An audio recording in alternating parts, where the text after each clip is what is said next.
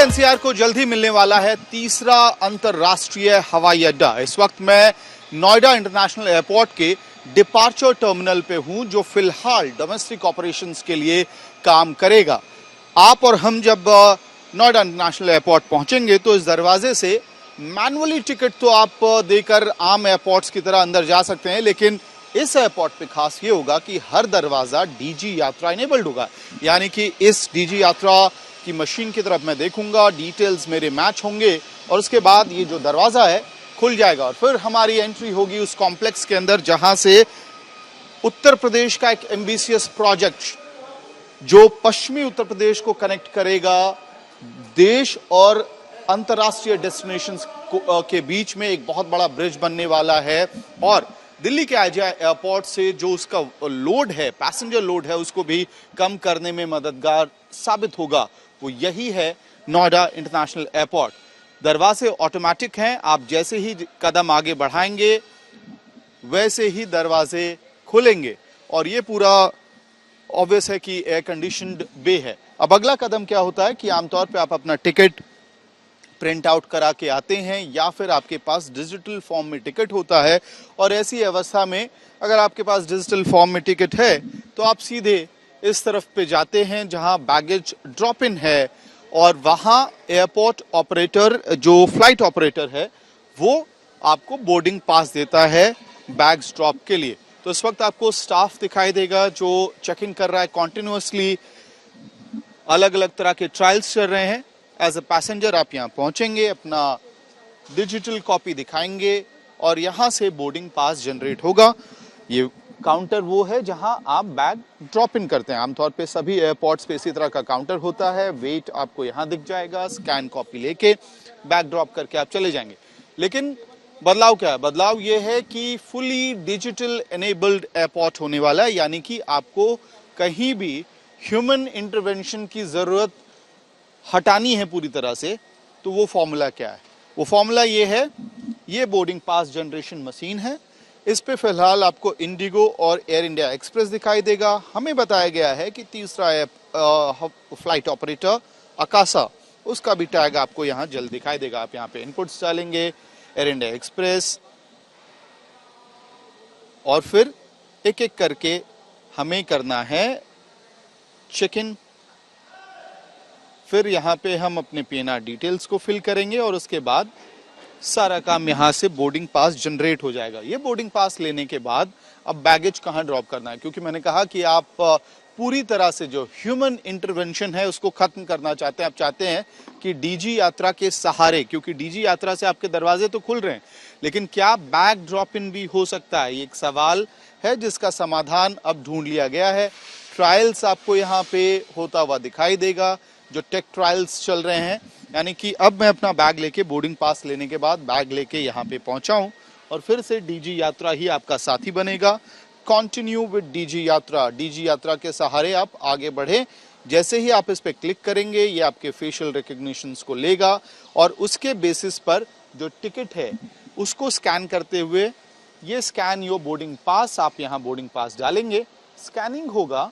Then ये जो terminal आप देख रहे हैं यहाँ पे, इस टर्मिनल पे आप अपना लगेज डालेंगे। लगेज डालते ही वेट आएगा। वेट अगर आपका प्रिस्क्राइब्ड टिकट के हिसाब से, डोमेस्टिक या इंटरनेशनल, उसके हिसाब से अगर जो वेट अलाउड होता है वो है तो ठीक है, ज्यादा है तो फिर पेमेंट आप करके अपना लगेज यहाँ ड्रॉप करें और उसके बाद आपकी रफ्तार शुरू होगी डोमेस्टिक गेट जो डिपार्चर है उसकी तरफ, सिक्योरिटी के लिए।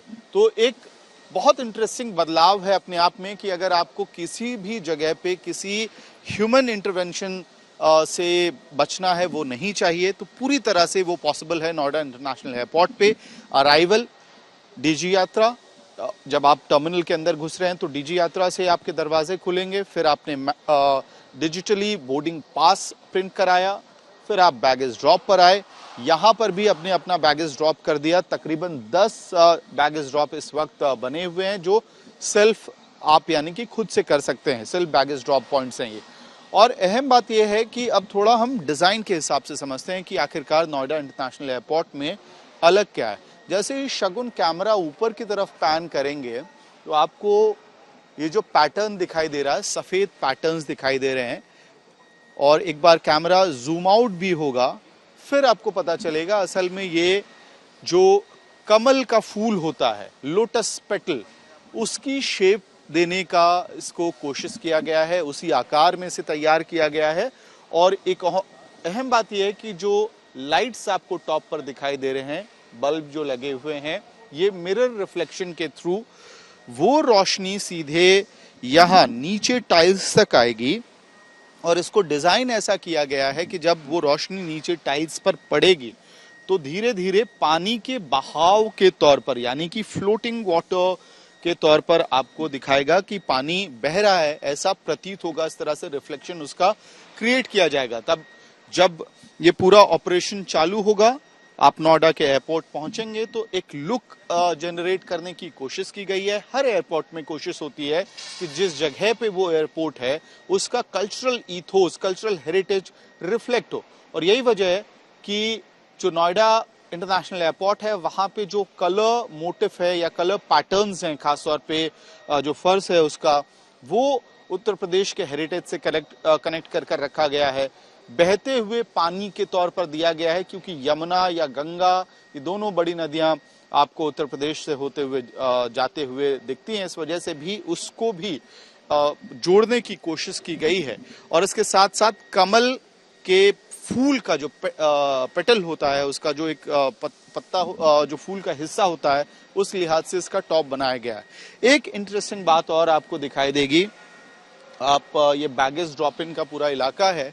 अब अगर आप थक गए हैं थोड़ा, या परिवार वाले इंतजार कर रहे हैं कि बैठना कहाँ है, तो इस तरह की कुर्सियां आपको यहाँ मिलेंगी नोएडा इंटरनेशनल एयरपोर्ट पे। और ये बैम्बू से बना हुआ है, बांस से बनाया गया है, यानी कि सस्टेनेबिलिटी का भी एक कॉन्सेप्ट है जो अपने आप में तैयार किया जा रहा है। अब चार्जिंग पॉइंट्स आपको यहाँ पे दिखाई देंगे जब इसका ऑपरेशन शुरू होगा।